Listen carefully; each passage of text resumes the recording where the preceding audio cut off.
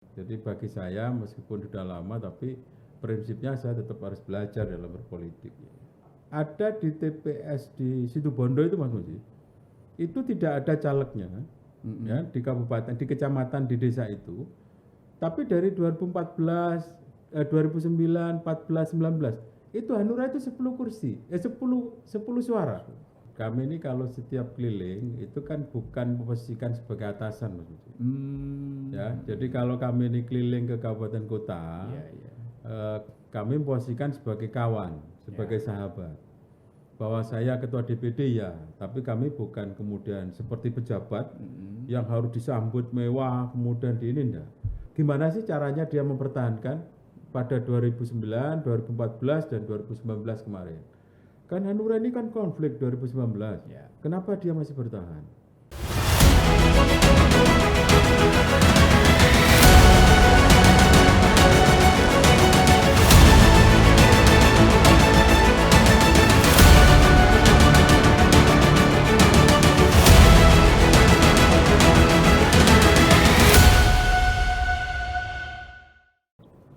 Assalamualaikum warahmatullahi wabarakatuh. Selamat malam, salam sejahtera dan salam sehat untuk kita semuanya. Hai Tribuners, bertemu lagi dengan saya Mujib Anwar, penanggung jawab Tribun Jatim. Malam hari ini saya kedatangan tamu istimewa ini, spesial ini. Salah satu tokoh politik Jawa Timur, sudah terkenal ini beliaunya ini, sangat dikenal oleh masyarakat Jawa Timur, juga kalangan politisi di provinsi dengan jumlah kabupaten kota terbesar di Indonesia. Mari kita kenalkan siapa beliaunya. Beliau adalah Bapak Wahyudi Yunianto atau yang biasa disapa dengan Cak Masteng. Ya. Ya. Assalamualaikum Cak Masteng. Waalaikumsalam warahmatullahi wabarakatuh. Gimana Cak? Sehat? Alhamdulillah Mas Mujib. Lama kita nggak jumpa ya. Iya, ini lama kita nggak jumpa ini. Tiba-tiba beliaunya sudah menjadi orang yang sangat penting di salah satu jagat perpolitikan Jawa Timur. Tapi tetap kita seperti yang dulu. Ya, Tribuners, Cak Masteng ini adalah Ketua DPD Partai Hanura Jawa Timur, kan seperti itu. Beliau punya terobosan yang luar biasa untuk membawa Partai Hanura ini bisa kembali meraup suara yang besar ya dalam pemilu 2024 yang akan digelar 14 Februari 2024 nanti. Amin. Cak Masteng, ini kita ngobrol gayeng ya, agar para Tribuners di seluruh Jawa Timur dan juga Indonesia nanti bisa tahu ini, bisa punya perspektif ya soal politik, ya soal pemilu dan hal-hal terkait apa sih yang perlu disampaikan oleh Hanura agar nanti Hanura ini menjadikan sebagai salah satu peserta pemilu, nanti bisa lebih meyakinkan pemilih agar nanti bisa punya atau mendulang suara di pemilu 2024. Tapi sebelum itu Cak, ini kan dalam beberapa minggu terakhir ya, beberapa minggu terakhir ini kan ramai viral kan, menjadi perbincangan nasional soal penundaan pemilu setelah adanya keputusan dari Pengadilan Negeri Jakarta Pusat. Nah, terkait dengan gugatan dari Partai Prima. Nah, kalau menurut Cak Masteng ini, kalau menurut Hanura ini terkait putusan tersebut bagaimana? Menurut saya, jadi sebelumnya saya menyapa Tribuner Cak Mujib. Ya. Selamat sore, assalamualaikum untuk seluruh Tribuner di seluruh Indonesia, Jawa Timur. Jadi saya Yunianto Wahyudi, ini mungkin pertama kali saya Pak Mujib. Siap. Podcast dengan media yang digawa oleh media selama saya menjadi politisi dari tahun 99. ya, dan kemudian adanya Tribunner ini saya pertama kali nih. Jadi pertama tentu saya mengucapkan terima kasih ya diberikan kesempatan untuk bisa ngobrol santai di forum Tribunner.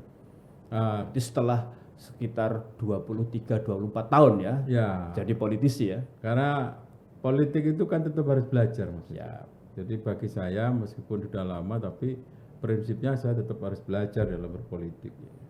Nah, kaitan dengan putusan pengadilan negeri, memang kami kemarin melaksanakan Rakornas di Bandung. ya. Memang salah satu hal yang dibahas di situ adalah putusan. Menurut prinsip kami ini kan sudah ditetapkan sebagai peserta pemilu oleh KPU, salah satu peserta pemilu di KPU. Tentu kami berharap bahwa pemilu itu dilaksanakan sesuai dengan jadwal.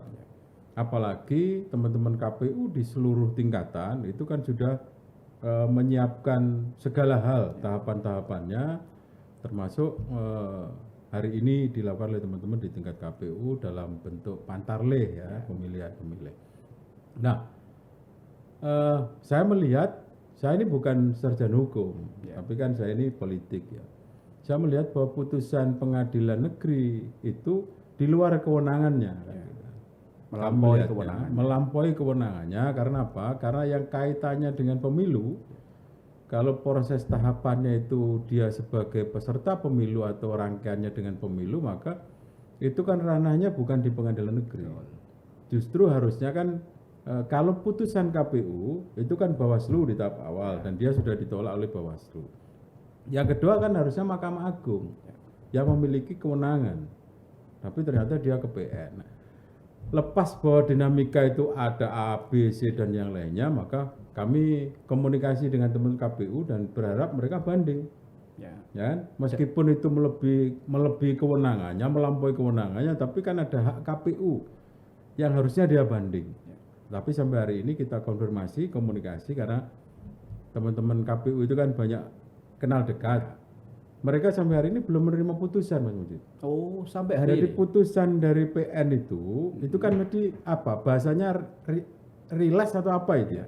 Itu sampai hari ini belum dikirim ke KPU sebagai pihak yang terkena dampak secara langsung atau yang digugat kan begitu.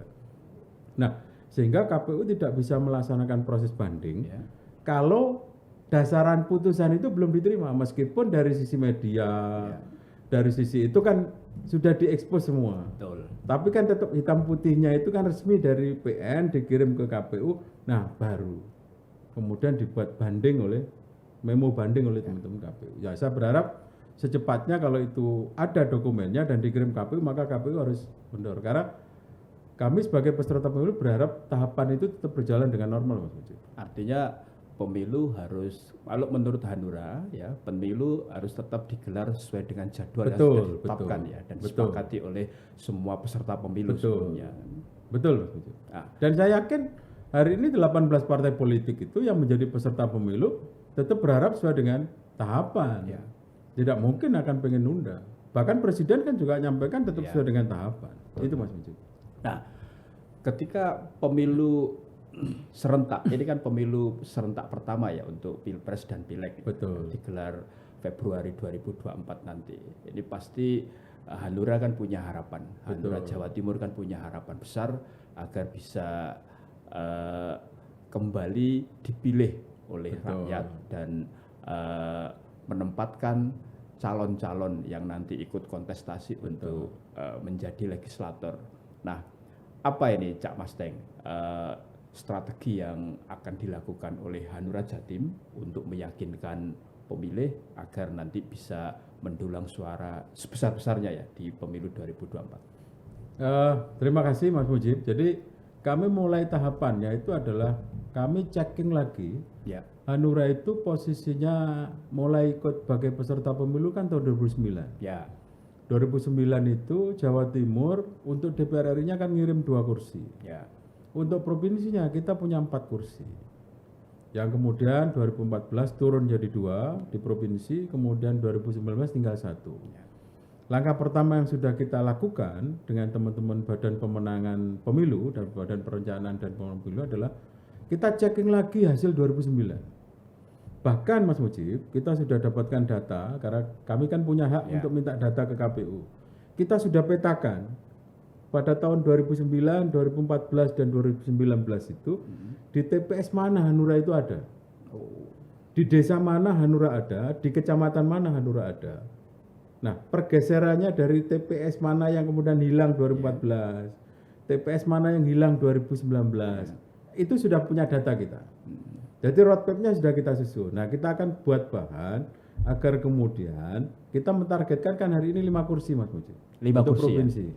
Optimisnya berapa? 7 ya? Optimis kami kan satu fraksi 7 kursi. Ya. Tapi kalau melihat analisa teman-teman, rasionalnya di angka 5. Kan begitu. Nah, dari proses itu sehingga itu mungkin salah satu hal yang sudah kita lakukan. Karena apa? Ada di TPS di Situbondo itu Mas Mujib, itu tidak ada calegnya ya, di kabupaten, di kecamatan, di desa itu. Tapi dari 2014, 2009, 14, 19 itu Hanura itu 10 kursi, 10 suara di TPS itu. Tidak ada calegnya, Tidak ada tapi calegnya, ada suaranya. ada suaranya. Ada orang yang memilih. Ya? Betul. Makanya ini yang kemudian kita lacak ulang. Ya. Nah, itu salah satu yang sudah kita lakukan, mappingnya itu. Tentu itu kan menjadi modal dasar kami. Kalau strategi yang lainnya, ya hari ini kita memanfaatkan media sosial Mas Mujib. Ya, karena apapun hari ini pemilunya 2024 kan beda. Tentu teman-teman milenial, teman-teman yang melek medsos itu kan tinggi. Ya, kami mungkin akan bikin gebrakannya nanti di bulan April Mei Mas Mujib. Mendekati Proses DCS. Jadi kami sekarang sedang proses memantapkan teman-teman di proses pencalekan. Cak Masteng, ini kan untuk Jawa Timur itu kan ketika jumlah kursi yang diperebutkan itu naik dari 100 ke 120. Betul. Di satu sisi malah bagi Hanura dampaknya buruk. Kursinya malah turun dari 2 kursi di pemilu 2014 menjadi cuma 1 kursi di 2019. Nah, ini kan ada anomali, kursi yang diperebutkan jumlahnya naik, tapi kursi yang diperoleh Hanura malah turun. Kalau menurut evaluasi dari Cak Masteng ini setelah tahun 2019 ya, 2020 ya, diberi amanah sebagai ketua Hanura Jawa Timur, apa? Lebih karena faktor apa? Apakah sebelumnya karena dampak ya, kita tahu ada konflik ya di pusat ya di Hanura, atau karena apa? Ya, satu karena konflik yang berkepanjangan itu ya. Karena kemudian terjadi proses, ada caleg Mas Mujib sudah daftar, tapi karena melihat ada konflik itu kemudian mundur. Ya kan? Dan itu kan kemudian mempengaruhi. Yang kedua, kesinambungan antara tandeman Mas Mujib. Dan jadi DPRD kabupaten kota dengan provinsi, kemudian dengan RI itu yang kemarin hilang. Makanya kalau total akumulasi di Jawa Timur itu 46 kursi, kemudian provinsinya jadi 1 kursi, ini kan nggak masuk akal. Itu yang 46 ini kursi DPR kabupaten kota yang diperoleh oleh Hanura di Jawa Timur ya. Betul. Jadi kami ibaratkan seperti Nganjuk Mas Mujib. Dapil Nganjuk, Madiun kota kabupaten. Nganjuk itu kami dapat 6. Kemudian Kabupaten Madiun kami dapat 2. Kemudian Kota Madiun dari 1 hilang. Nah, dalam logika saya, kan, yang saya masih belajar politik ini Mas Mujib, harusnya kalau dengan 6 ditambah 2, 8, itu kan pijakan dasarnya kan ada. Harusnya provinsinya kan ada dong. Kan begitu. Nah, ini kan jadi nggak ada. Kan Dapil Nganjuk kosong. Dapil Nganjuk dengan Madiun kabupaten kota kan 1 dapil. Itu nggak ada kursinya untuk provinsi. Harusnya kalau dasarnya ada, kan di atasnya kalau sambung, sistem tandem, komunikasinya baik, ketika turun baik, kan harusnya dapat dong. Karena rata-rata di Nganjuk Mas Mujib, teman-teman itu kan dapatnya 10.000. Kalau 6 kursi itu satu anggota dewan itu dapat 10.000. Kalau 6 kursi di Nganjuk, ya di average aja berarti kan 60.000. Nah 60.000 itu kalau ditambah suara pribadi dia 20.000 saja misalnya, 80.000 kan sudah jadi 1 kursi provinsi. Nah faktanya sudah kita evaluasi itu kan kemudian tidak nyambung. Kemudian di Dapil Trenggalek, Pacitan, Ponorogo, Ngawi, Magetan, ini semuanya ada kursinya Mas Mujib. Trenggalek 2, Pacitan 3, Ponorogo, Magetan, Ngawi itu 1-1. dari 12 kursi yang diperebutkan, Ya. harusnya dapat dong kursi ke 10, ke 11, 12 kan begitu. Karena lantakannya ada. Nah, sekali lagi itu. Karena tidak ada proses yang dibangun sinambung antara caleg provinsi dan caleg kabupaten kota. Jadi jalan sendiri-sendiri. Ketika Cak Pasteng memimpin Hanura, apa yang sudah dilakukan agar hal yang sama ya yang terjadi di tahun 2019 itu tidak terulang di 2024. Hanura menjadi bisa kembali lah seperti 2009. Ya. Jadi yang sudah kami lakukan, kami ini kalau setiap keliling itu kan bukan memposisikan sebagai atasan, Mas Budi. Ya, jadi kalau kami ini keliling ke kabupaten kota, kami memposisikan sebagai kawan, sebagai sahabat. Bahwa saya ketua DPD ya, tapi kami bukan kemudian seperti pejabat yang harus disambut mewah, kemudian di ini enggak. Saya justru suka datang ke rumahnya ketua DPC, datang ke rumahnya ketua DPRD, anggota DPRD, ya pada proses itu yang pertama. Yang kedua, saya di awal ketika rapat DPD itu sudah kita sampaikan, Mas Muji, bahwa ada 43 pengurus DPD Hanura Jawa Timur. Sejak awal saya sampaikan segera memilih dapil. Ini padahal belum bicara pemilu, Mas Muji, sudah bicara milih dapil. Jadi kalau misalnya dari 43 itu rata-rata teman-teman biasanya kan ngambilnya dapil itu kan karena asalnya, kan? Karena domisilinya, kan begitu kan? Atau karena asal suaminya misalnya. Itu kan biasanya dirasionalkan di situ. Nah itu mesti saya ajak, Mas Budi, dari awal, ya. Jadi saya ajak, saya kenalkan dengan DPC, saya kenalkan dengan anggota DPRD, dan saya kenalkan dengan jaringan saya, ya.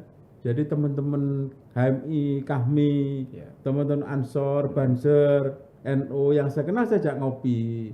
Saya kenalkan ini loh nanti 2024 yang akan maju.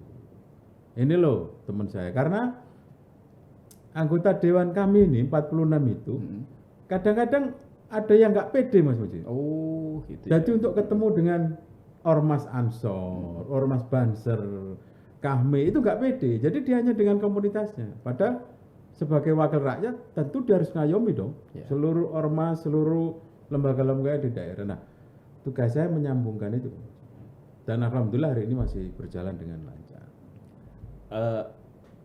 Beberapa partai itu kan agar target kursi yang sudah ditetapkan di bidik itu bisa tercapai.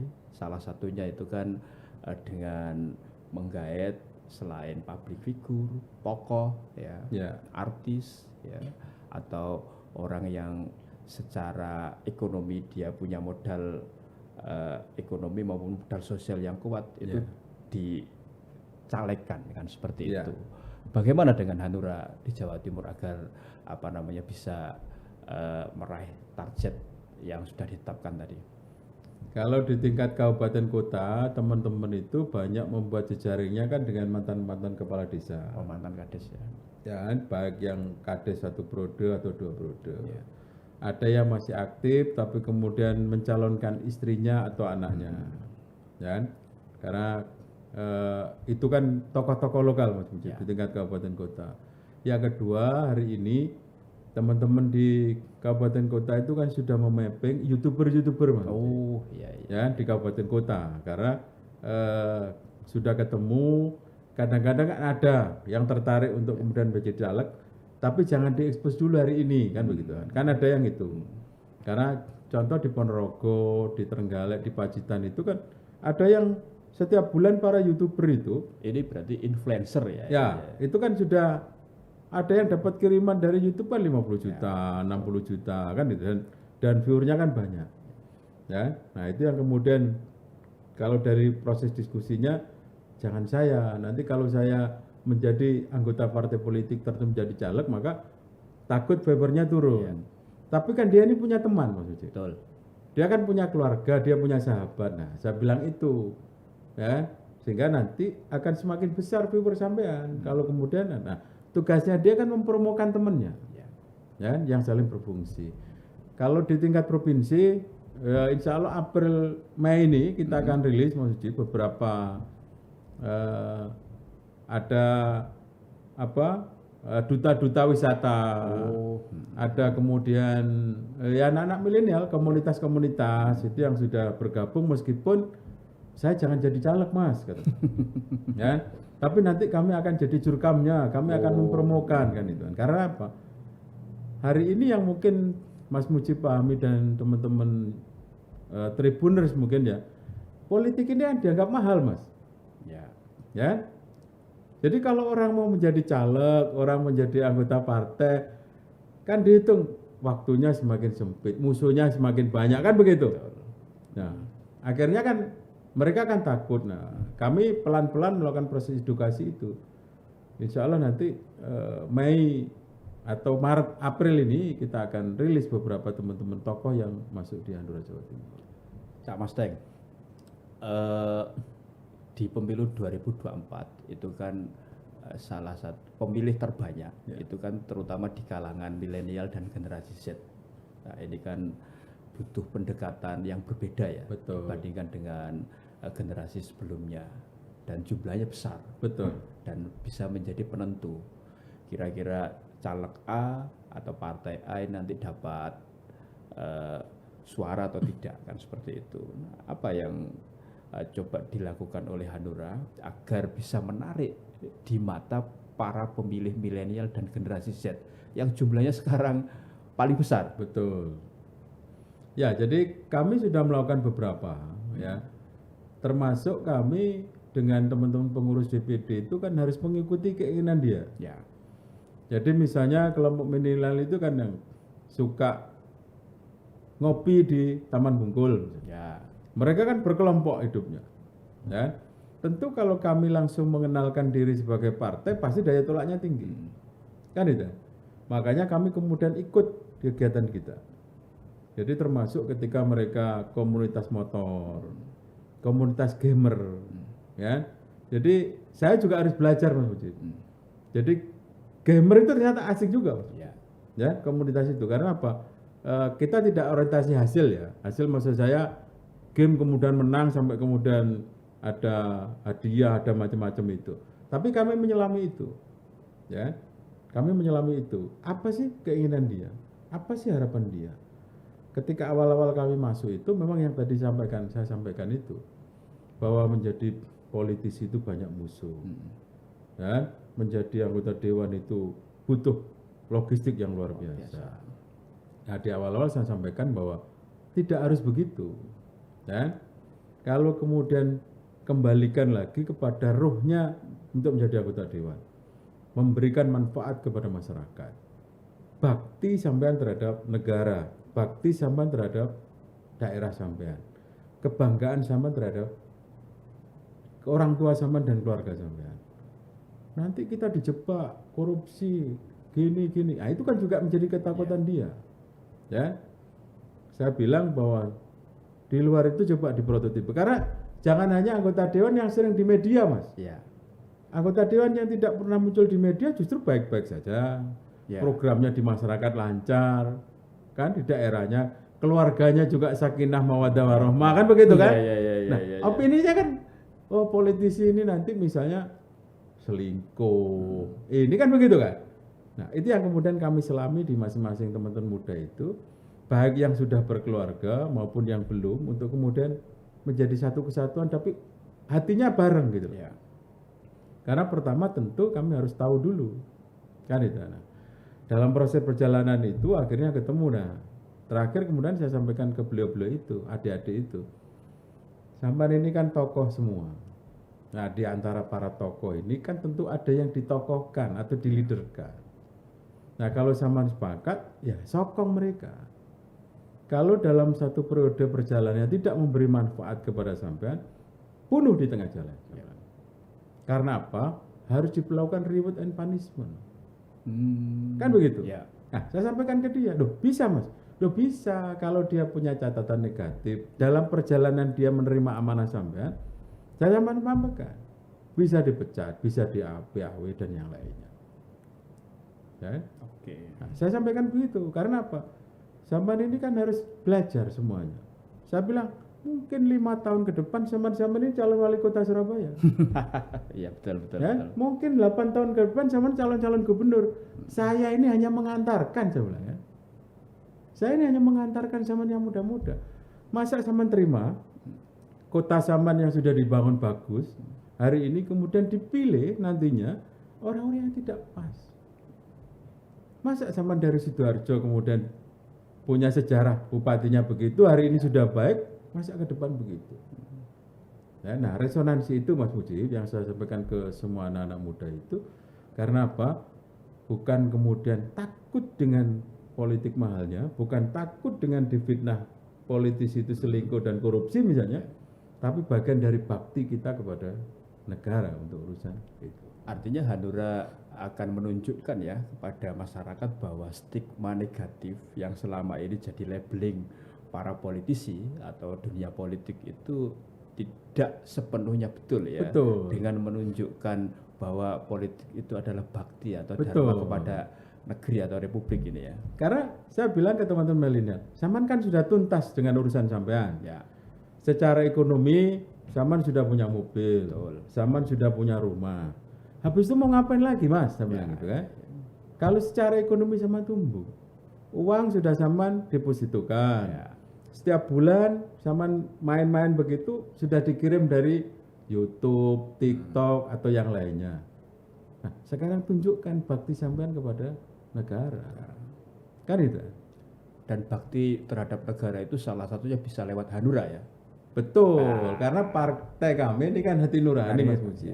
Dan lagi Mas Mujib, dalam proses kami ini menyongsong pemilu, kami juga membantu teman-teman. Jadi maksudnya yang sudah ada tertarik datang ke Hanura, yakin betul dia, misalnya saya DPRD Jawa Timur misalnya, dapilnya dapil 1, tapi kita ajak diskusi dulu Mas Mujib. Ya, karena apa? Biasanya kan latah, ya. Saya punya uang sekian, saya ketika dapil sini nanti nomor 1 saya akan dapat begini-begini. Setelah proses diskusi ternyata kita dorong lebih pas di Sidoarjo. Karena dari jaringannya yang dia ceritakan, kita mapping ternyata lebih pas di Sidoarjo. Nah itu kita lakukan maksudnya. Sehingga nantinya pas dengan pilihan hati dia, pilihan potensi dia untuk jadi, sehingga tidak sekedar menjadi caleg. Lebih tepat sasaran. Betul. Ya. Cak Mas Teng. Hanura ini kan untuk Jatim kan targetnya 5 kursi ya. Betul. Dari 1 ya, artinya naik 500% ya dibandingkan dengan sebelumnya. Kalau optimisnya kan 7%, 1 fraksi ya kan seperti itu. Nah untuk kabupaten kota kan tadi punya modal yang cukup bagus ya, 46 kursi. Di beberapa daerah Hanura bisa menjadi ini ya model ya, kayak Hanura Nganjuk, Hanura Kota Pasuruan itu kan bisa jadi model.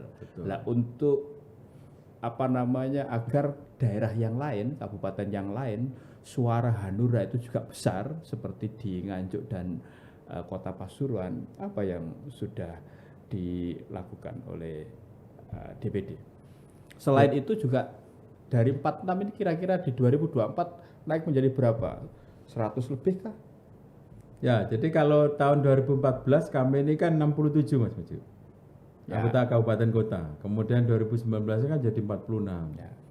Kalau berdasarkan kesepakatan dengan 38 kabupaten kota, itu kita naik itu menjadi 103 Mas Mujib. 103. 103 dari 46 menjadi 103. Nah, yang naik 120%-an. Ya.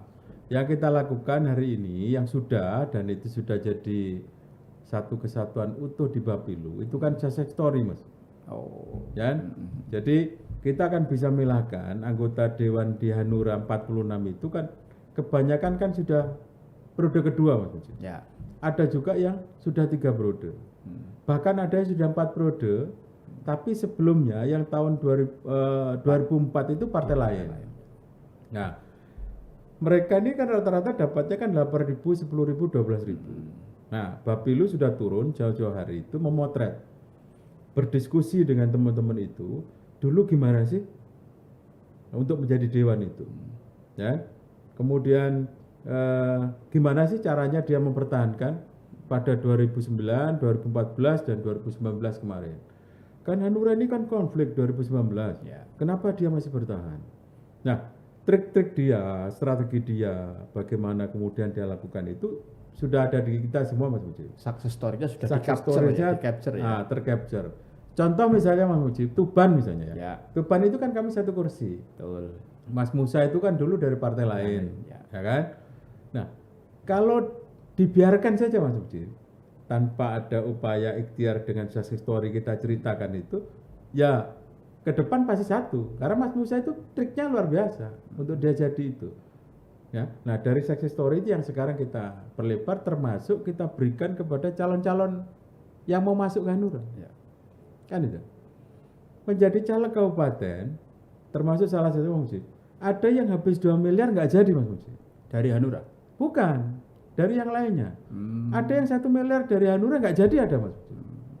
Ada yang hanya 100 juta, ada yang 85, itu jadi Mas Mujib. Yang dari Hanura yang Hanura. dengan modal paling kecil jadi sampai berapa? Yang kita dari mapping itu ada yang 55 juta Mas Mujib. Jadi 55 juta yang Jadi anggota jadi. DPRD. Jadi pemilu 2019. Ya. Jadi ada yang baru 1 periode, ada sudah periode kedua. Tapi teman-teman yang sudah 2 periode, 3 periode itu malah bicara begini. Saya pertama kali 2009 Pak Ketua, jadi anggota dewan itu saya hanya habis 35 juta. Ya. Tapi 2014 periode kedua saya itu saya malah habis 100 juta. Nah, pada yang sekarang saya habis 200 juta Pak Ketua. Loh, kenapa bisa naik? Ya mungkin karena gayanya sudah berbeda kan begitu. bukan berarti mempertahankan itu lebih sulit daripada merebut Betul, ya. makanya mempertahankan jadi susah. Karena Iya, apa? iya, Pemilihnya yang sebelumnya itu ikhlas membantu. Iya. Nah ini kan sudah 1 periode, masa saya nggak dikasih kue, saya nggak dikasih minum gitu langsung. Iya. Jadi akhirnya muncullah angka 100 tadi itu. Nah ini kan sudah 2 periode, kasih bingkisan kita dong. Akhirnya jadi 200 itu Mas. Ya. Ya, nah success story itu yang menjadi dasar kita dan menjadi keyakinan kita dan kita sampaikan ke semua caleg yang mau masuk ke Hanura bahwa 100 juta itu bisa jadi anggota DPRD kabupaten. Yang penting terapinya terukur dan pas tadi. Itu untuk DPRD kabupaten kota. Kabupaten ya. kota. Kalau untuk DPRD kabupaten DPRD provinsi tingkat 1 Provinsi ya namanya politik itu kan butuh logistik Mas Mujib ya. Kami punya 1 namanya Mas Bambang Rianto. Itu dari Dapil Tulungagung, Kabupaten Blitar dan Kota Blitar. Beliaunya 2009 itu anggota DPRD Kota Blitar, kemudian 2014 dan 19 provinsi. Nah, beliaunya juga nggak habis-habis banyak. Karena apa? Dia ini kan punya hak dalam proses jaring aspirasi itu. Ya. Nah, tapi beliaunya sudah bisa memastikan. Jadi kalau 3 kabupaten kota di dalam dapilnya itu, dia kan sudah punya potret Mas. Ya. Oh, Hanura ini akan kuat itu di 3 kecamatan di Kabupaten Blitar, 3 kecamatan di Kabupaten Tulungagung, 1 kecamatan dan berapa kelurahan di Kota Blitar. Dia fokus hanya itu Mas. Ya. Jadi kecamatannya yang dia hitung, ya mungkin kan sudah dikerjakan oleh anggota dewan yang lainnya. Nah, dia fokus di kecamatan-kecamatan yang sudah terpilih itu Mas. Ceruk besarnya di sana. Betul. Ya, biar lebih tepat sasaran Betul. tadi ya. Sehingga kan tidak melebar. Ya. Meskipun kewajiban dia ini kan di 3 kabupaten kota. Tapi kalau menurut dihitung dia pasnya itu di 2 kecamatan, 3 kecamatan di Kabupaten Blitar, ya itu aja. Cak Master sendiri ini untuk pemilu 2024 ini berangkat ya? Saya karena ketua partai tentu menjadi kewajiban saya untuk menjadi caleg. Dan saya memilih di Trenggalek Mas Mujib. Trenggalek, Pacitan, Ponorogo, Magetan, dan Ngawi. Itu berarti dapil Jatim 9 ya. Ya, dalam Jatim 9. Mohon doa restunya Mas Mujib. Optimis ya nanti. Insya Allah karena di situ kami meyakini kami ini kan partai menengah, ya kan, bukan partai besar. Meskipun partai lama ya. Meskipun partai lama. Jadi kami ini kan karena 12 kursi, 10 kursi atau 8 kursi yang diperebutkan, tentu kesempatan kami ada. Dan kesempatan kami ada sehingga kami memanfaatkan peluang di kursi-kursi ke-7, ke-8, ke-9, 10. Apalagi kalau provinsi kan maksimal kan 12 kursi. Ya. Meskipun bukan kemudian kami tidak menjadikan target kabupaten kota yang dapilnya itu 6 kursi misalnya. Kami tetap akan berikhtiar di situ itu. Ya. Pak Mas Teng, terakhir. Jumlah pemilih di Jawa Timur ini kan terbesar kedua ya di Betul. Indonesia. Kalau di pemilu 2024 itu kemungkinan ya sekitar 31 jutaan. 31 juta. Nah, betul. apa ini pesan dari Cak Mas Teng selaku Ketua DPD Partai Hanura Jatim agar masyarakat Jawa Timur ini tertarik untuk memilih Hanura, Partai Hati Nurani Rakyat ini. Silakan. Terima kasih Mas Mujib. Jadi kami di Partai Hanura di tahap awal kami mengembalikan rohnya Partai Hanura itu seperti namanya partai, Mas. Jadi kami mengembalikan lagi kepada hati nurani kami. Jadi kalau memang itu jelek, kami katakan jelek. Bahkan di semua medsos yang kami miliki, kalau orang itu mengkritik bahwa Partai Hanura, kita terima, Mas. Itu sebagai bahan perbaikan kita.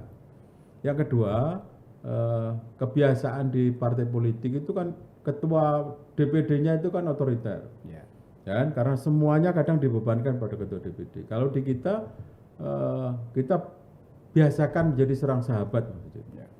Dan kalau saya juga tidak benar-benar amat, kalau saya salah kita kritik, kita selesaikan semuanya.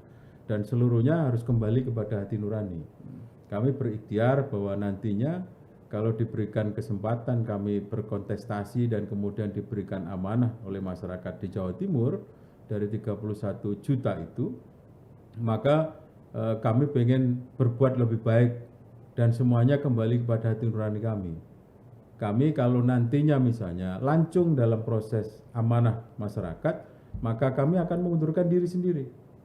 Jadi siap mundur ya? Kami berkomitmen kepada seluruh anggota DPRD calon-calon kita itu, kalau nanti dalam proses kita tergesek sendiri aja, baik itu masih dalam bentuk fitnah, dalam bentuk opini, ya kita siap untuk mengundurkan diri karena itu bagian dari pertanggungjawaban kita kepada rakyat. Apalagi viral ya. Sekarang kan lagi musim ya. Kalau ada yang kurang bagus, ya, ada masalah sedikit kan viral di sosial media itu langsung diminta kita akan mundur karena diri. mengingkari amanat hati nurani, hati nurani itu dan sudah amanat harus berbeda sehingga kami pengen menyamakan antara prinsip dasar kami, apa yang kami lakukan, apa yang kami ucapkan, dan apa nanti yang kami lakukan tindakannya itu harus sama. Ya, dan saya yakin rakyat Jawa Timur khususnya kan sudah cerdas semua, sudah bisa memilah dan memilih. Tentunya saya harus juga membantu KPU, tetap semuanya harus hari ini mendaftarkan atau didaftar sebagai pemilih dan nanti menggunakan hak pilihnya dengan semuanya sehingga biasanya hanya 78%, tentu kami berharap Jawa Timur bisa 80-90% untuk partisipasi pemilihnya. Oke. Gitu Mas Mujib. Mantap ini. Tribuners, demikian tadi wawancara saya dengan Bapak Wahyudi Yunianto, Ketua DPD Partai Hanura Jawa Timur. Kita nanti akan bertemu dengan tokoh-tokoh politik Jawa Timur lainnya. Kita akhiri, terima kasih. Assalamualaikum warahmatullahi wabarakatuh. Salam sejahtera dan salam sehat untuk kita semuanya.